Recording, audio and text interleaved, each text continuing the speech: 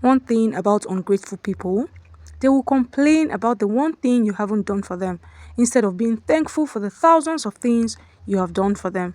It never ends well with ingrates, and trying to please them is like trying to get a dead dog to come alive. They will become entitled. And entitlement, as we all know, kills gratitude and breeds deep personal dissatisfaction. Before Uma was sent to the household of the Dabsons, she was advised to be very hardworking, honest, and dedicated to her duties as expected. The Dabsons were good people, and if she acted right, they would keep her for as long as possible. Uma was glad to hear that because, as a helpless girl who had been to several households to work as their house girl, she understood what it meant to be kept.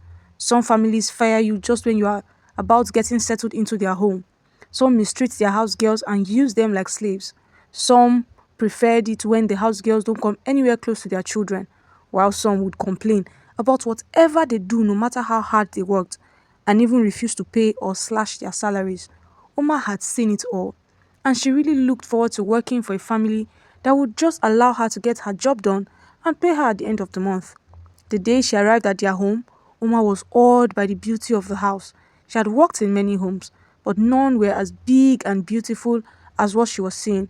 She was welcomed by Mrs. Dampson, and the first thing that Uma noticed was that the woman asked her to sit on their expensive leather chair as they spoke. Wow, Uma had expected that she would stand while her boss's wife spoke, but this was different. The woman explained everything that was expected of Uma to do, when to do it, and how to do it. Just in case you don't know how to use some of our modern appliances, because we have a lot of them in the house, you should always ask, Mrs. Damson told Oma. She was soft-spoken and kind. After listing out everything Oma needed to do, Oma was surprised that there weren't much. Left to Oma, she would get everything done in less than 4 hours, and that meant that she would have the entire day to herself. When she asked Mrs. Damson if that was all, Mrs. Damson told Oma that they had some other domestic workers who came around from time to get other things done. This was because they didn't want to have only one person working for them. It would be too cumbersome. Oma wouldn't have minded doing everything as she had been doing in the previous homes that she worked at. But who was she to counter her new boss? Then, Oma was surprised that they gave her a fully furnished room in the big house. Not that she was cast away to an empty room in the boys' quarters. Oma would be sleeping downstairs while the other family members stayed upstairs, but this was more than she could ever ask for. The salary to be paid to her was also something that Oma hadn't earned before. Before Oma could control herself, she was already shedding tears. Mrs. Oma became worried, but Oma explained to her that it was tears of joy because she had never experienced anything close to this before. Mrs. Dempsey smiled and told Oma that in their home, they treat their domestic staff members with care and love because they considered them as humans as well. She thought that it was a dream and she had to pinch herself. Only then did she realize that she wasn't dreaming. Finally, she was getting a home that valued the lives and welfare of those who worked for them. Thank you, Mrs. Dampson, Uma told her, and she meant every word from the depth of her heart. Before she was asked to go into her room to unpack and settle in, their kids were called downstairs to be introduced to Uma. The first son, Larry, was a little younger than Uma, but of course, they were not in the same social level, while their second son was Vince, and the last child, being the only girl, was Ivory. The boys shook hands with Oma, while Ivory, much to Oma's surprise, hugged Oma as though she had seen Oma before that day. Oma got to realize that they were just as accommodating and friendly as their mother. There was no atom of discrimination in them, especially as they knew that she was their new house girl. Uma was told that the reason they had to hire her was because their former house girl got married and moved away. As Uma looked around her room, she wondered what she must have done in her previous life to be this lucky. Immediately, Uma called her friend Joyce and told her everything. It was only the first day, and Uma had spent just a few hours, but she couldn't contain her excitement. Joyce was also a house girl in another household, and oftentimes, they called each other to complain about their bosses. But for the very first time, guess what? Uma was calling with good news. Joyce initially felt that Uma was being too hasty in her judgment about this family. What if they were only being nice because it was her first day? Joyce told Uma that maybe this was her welcome party for a Cruella experience. But Uma told Joyce that she strongly believed that they were nice people. She saw it in their eyes and she could feel it in her bones. Well, Joyce had no choice but to believe Uma. And then before the call ended, Joyce told Uma to be good to them as well if their kindness turned out to be real. Please like, drop a comment, and subscribe to get more interesting, entertaining, and educative stories like this. Oma made the first meal and served the family. It was an expensive meal, and usually, most people didn't want common house girls eating what they were eating. So as Oma served them, she left none for herself. As usual, she would get something of her class to eat, but the Damsons wouldn't have it. They told Oma that whatever it was that the family was having, Oma was also permitted to eat from it. It was wrong to cook and not eat. They also informed her that she was free to take anything she wanted from the kitchen or eat whenever she wanted. There was no timetable for eating, and she wasn't restricted to anything. As much as Oma wanted to explore this advantage, she was very careful because she didn't want to overstep her boundaries. But they made her understand that money wasn't a problem for them. Besides, whether or not she took from what they had, it was mandatory that they restocked every week. There would always be more than enough for everyone living under their roof or working for them. This wasn't the first time that Omar was working for people who could provide, but to see a wealthy man who was equally generous was rare. They made it even better when they told Omar that she was free to sit at the dining table whenever she wanted to eat. She didn't need to hide away in the kitchen. Really? Oma was still taking all of that in when Ivory came to her after she was done working and invited Oma to join her in the living room so that they could watch her favorite cartoon together. No, I don't think your parents will like that. Oma carefully turned her down. She didn't want any problems, but Ivory smiled and told Oma that their previous house girl always watched her cartoons with her, and sometimes, when the living room was free, she would sit there all alone and watch her own shows. This was just to assure Uma that she would not get penalized if she came to the living room to watch the TV. Uma was just being careful because she didn't want to lose this job that seemed like one that God gave her from heaven. After that day, and Uma wasn't queried, she started joining Ivory to watch cartoons.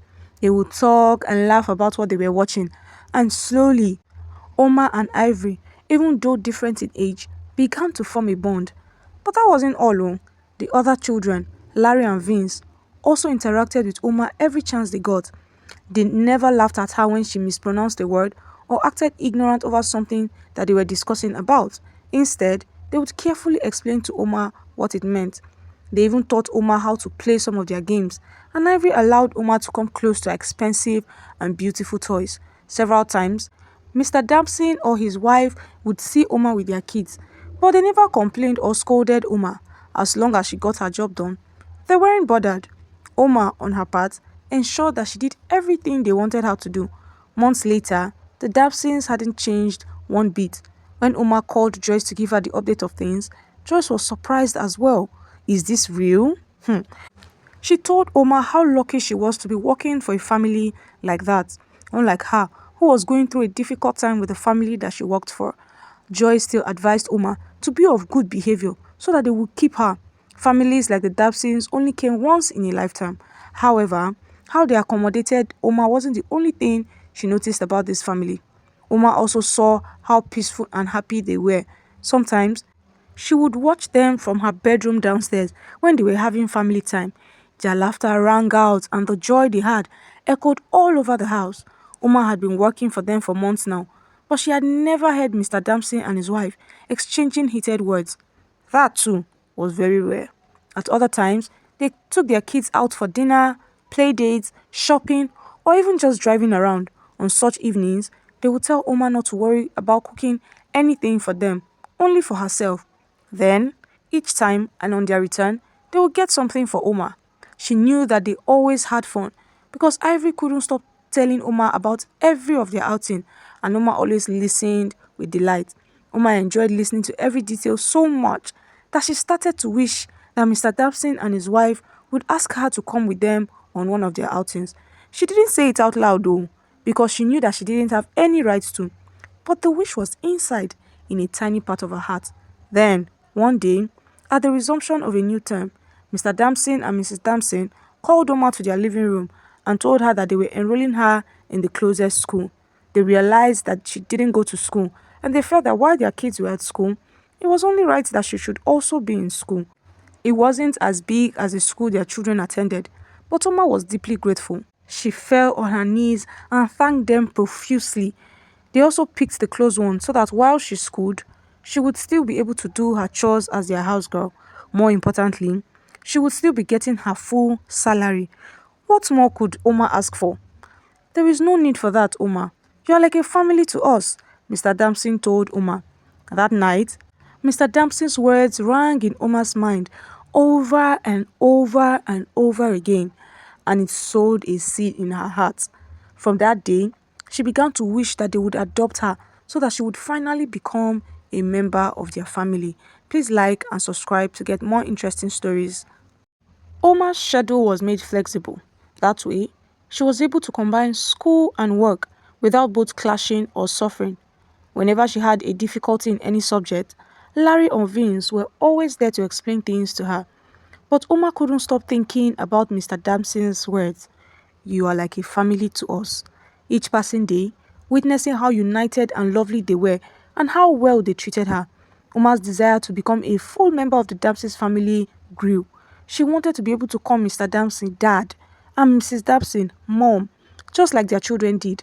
Uma had never really known what it felt like to have parents or come from a home that was filled with love and laughter.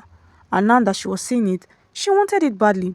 The first time jealousy kicked in was when Mrs. Dabson bought Oma a brand new Android phone. She said that she noticed that Oma was always going to Larry or Vince to browse a school assignment, so it was better to have hers so that she wouldn't have to wait until they were free and available. Oma had leaped for joy and thanked Mrs. Damson profusely. She hadn't even thought that the woman noticed that. As soon as Mrs. Damson left, Oma called Joyce to tell her that she was now an Android phone user. However, Oma's joy died instantly the next day when Larry showed her the latest iPhone that his mother had gotten for him, even though his phone was still new and very expensive. From all indications, it was obvious that Mrs. Damson got both phones at the same time. So, she walks into a phone store, picks up the latest and most expensive iPhone for her son, but decided to get an ordinary Android phone for their house girl, isn't it? That was the voice in Oma's head telling her. Jealousy and bitterness bubbled inside of her, and she began to feel like they were not truly treating her like a member of the family. That night, Oma couldn't sleep. She tossed and turned all night, with different thoughts running through her head. Maybe they never loved her. They only pretended to. Maybe she was nothing but a common house girl to them. Maybe they would never adopt her and make her a member of their family. Not once did Oma think about all the good things that they had done for her.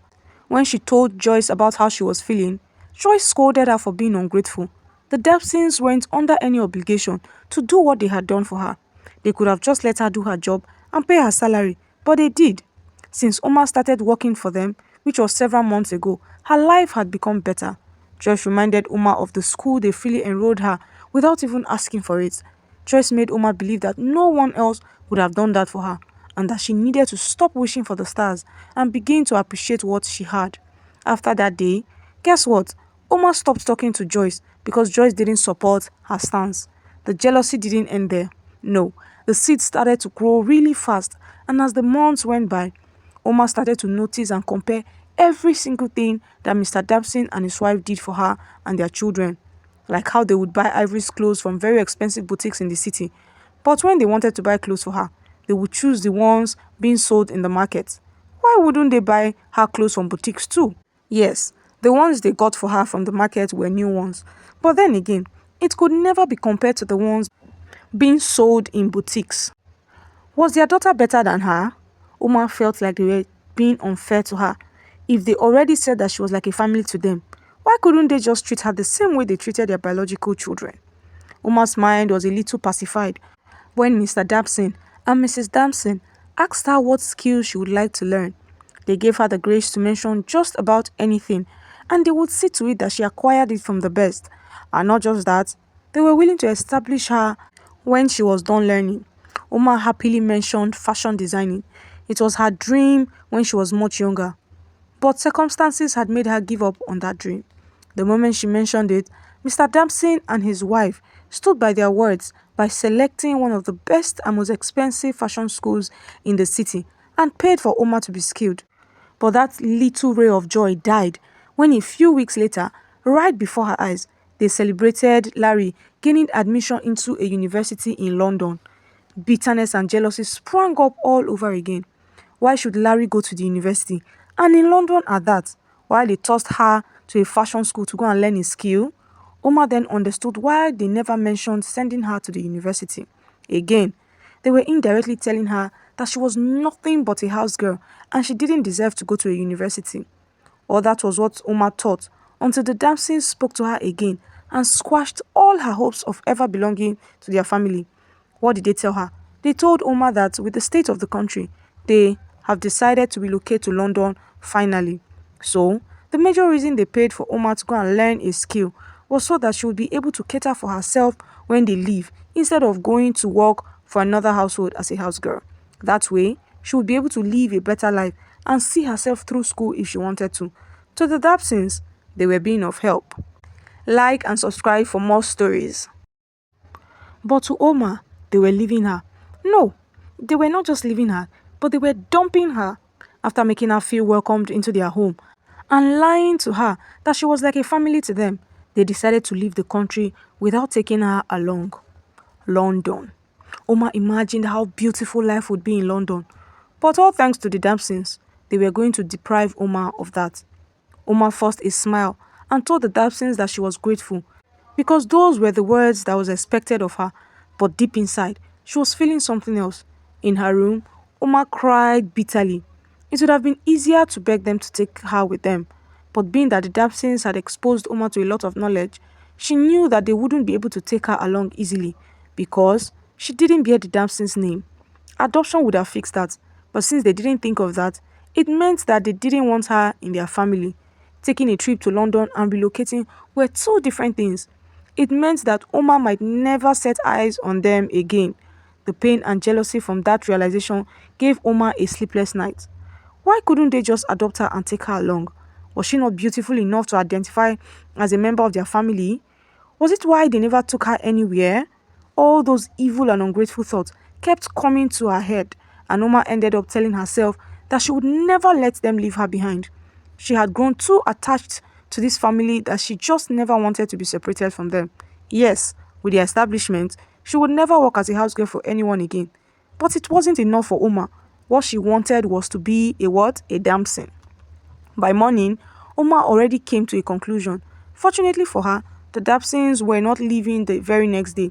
They still had about 2 months in the country, and that would give her enough time to execute what was in her mind.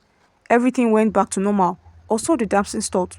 Oma still played with Ivy and watched cartoons with her, and she still spent time with Vince and Larry, but their conversations had changed now. All they kept talking about was how excited and eager they were to relocate to London. They were already sick and tired of Nigeria. But yet, they wanted Uma to remain here, right? A few weeks later, Uma prepared dinner and served the Damson's family. As usual, they asked her about eating, and Uma said that she was still full and wasn't ready to eat right away. Then, she went into the kitchen and waited. 5 minutes later, Uma came out and found Mr. Damson, Mrs. Damson, and their children lying dead on the floor as they had eaten most of what she served. A wicked smile appeared on Uma's face. Good, let me see how you will travel to London without me. If I'm not going with you, then none of you will be going, Uma said out loud. If they had simply done what was needed, they wouldn't have ended up dead. Uma had it all planned out in her head. And now that the first part of her plan had worked, she raised an alarm, calling for help like an innocent house girl. The security man was the first to rush in, and just as he was about wailing for the demise of his generous and kind boss and his family, the Dapsons got up from the ground. Uma was shocked. She wiped her eyes with her apron several times to be sure that they weren't playing tricks on her, but they were not. No member of the Dempsey's family was dead. Her first instinct was to run away, but Mr. Damson asked the security man to hold her. Then they revealed to Oma how they had known what Oma's plans were. Vince, their second son, had had a keen interest for cameras and videos, and so, in trying out what he had learned recently, he secretly placed cameras in every nook and cranny of the house, just so that he could capture moments without anyone knowing. And then, he stayed in his room and watched. That was when he saw Uma poisoning the food that she was cooking for them. Instead of raising an alarm, he simply went to his parents with the video evidence. The entire family came together and decided to act ignorant just because they wanted to know why Omar would think to poison them all. Asking her to join them for dinner, even though they always did, was just to test her. And when she politely declined, they knew that the cameras hadn't lied. Then, while Omar went back into the kitchen and waited for them to eat and die, they poured half of the food from each plate into a disposable bag just to convince Omar that they had eaten the food. And of course, they lay on the floor, pretending to be dead from the poison. They heard clearly Uma's words and were shocked that she would ever think to do something like that. As they spoke, Mrs. Damson already called the police, and in no time, they arrived. Uma cried and pleaded for forgiveness, claiming that it was her deep desire to belong to their family that drove her into doing something like that. But the policemen shunned her. They told Uma that it was her greed and ingratitude that drove her and nothing else. Even if the Damsons had given her the world, she still would never have been satisfied. As they arrested Uma and took her away, the Damsons were grateful to their second son, Vince, because if it wasn't for him, they would all have been dead because they chose to treat a wicked and ungrateful house girl with kindness. Don't forget to like and subscribe for more interesting and entertaining stories like this.